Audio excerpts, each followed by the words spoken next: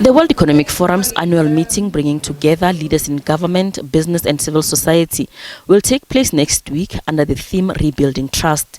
Finance Minister Enoch Godongwana says the key focus for the South African delegation will be to attract investments into South Africa. He says South Africa is dealing with its challenges of electricity supply constraints, logistics inefficiencies, and the problem of crime and corruption. He says together with business, committees have been set up to come up with strategies and roadmaps to deal with these challenges. The finance minister says it's unlikely the issue of South Africa taking Israel to the International Court of Justice will be an issue, adding that the different viewpoints held by different countries on the matter should be respected. Insofar as the court case is concerned, I do not know why people would have an attitude to a country that uses multilateral institutions for settling disputes.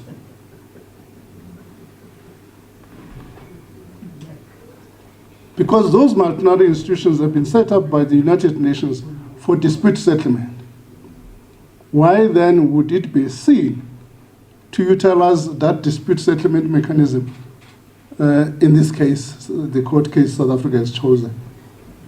I don't see anybody likely to making this as an issue in Davos. Electricity Minister Dr. Hosien Tsoramogopa says there are discussions around opportunities for public-private partnerships for investments in the electricity transmission space to strengthen the grid with the onboarding of renewable energy, as there are currently challenges with the configuration of the grid.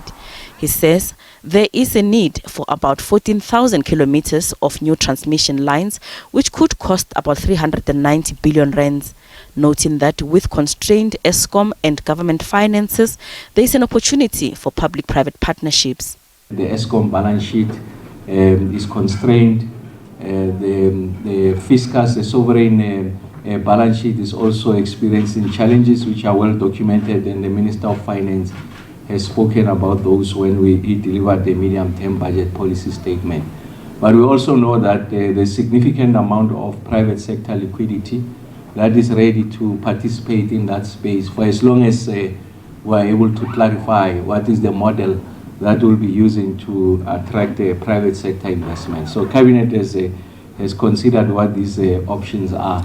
So part of the conversations we'll be taking up at Davos is to ensure that we are able to communicate with the potential private sector players to say that this is the route that we're taking for purposes of financing transmission.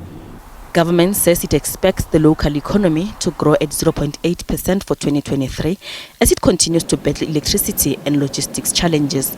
Gloria Sefako Mosi, SABC News, Johannesburg.